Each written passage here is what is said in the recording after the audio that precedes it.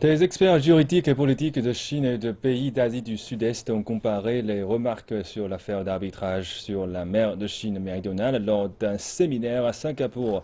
La rencontre d'un jour s'est concentrée sur des sujets comme le mécanisme de règlement des conflits maritimes, les solutions sur la question de la mer de Chine méridionale et la coopération et le développement régionaux. Rien d'autre qu'une farce orchestrée sous prétexte de la loi. Voici comment l'ancien officiel du Conseil des affaires d'État, Zhao Tijiang, a décrit l'arbitrage. Laissez-moi résumer l'activité du tribunal arbitral temporaire. Prendre beaucoup d'argent pour un accord déloyal et finir avec une mauvaise image d'illégalité et d'invalidité.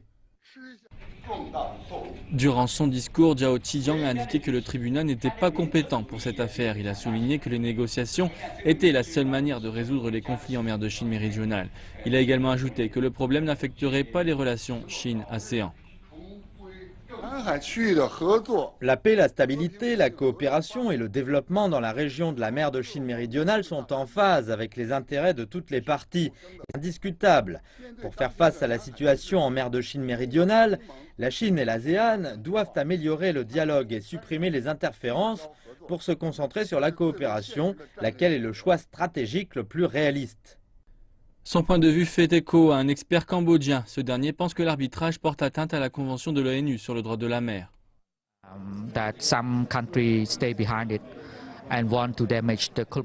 La théorie du complot continue et certains pays en sont à l'origine en voulant affecter l'image globale de la Chine sur la scène mondiale. Donc cela est vraiment politiquement compliqué. Si c'est une question politique, il faut une solution politique. Je ne pense pas que l'arbitrage puisse offrir de solutions à ce genre de conflits territoriaux en mer de Chine méridionale. La manière la plus efficace et la plus appropriée est de promouvoir le dialogue et la négociation. Depuis que la Chine et l'ASEAN ont établi des relations en 1991, les deux côtés sont arrivés à une confiance politique mutuelle, tout en s'engageant dans la coopération économique et les échanges culturels. La déclaration sur la conduite des parties dans la mer de Chine méridionale, signée en 2002, est aussi une importante étape qui a contribué à la paix et à la stabilité régionale.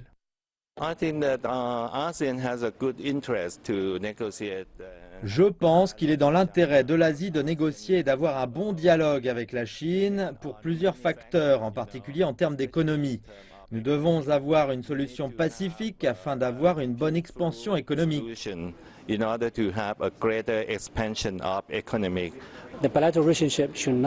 La relation bilatérale ne doit pas être détournée par la question de la mer de Chine méridionale.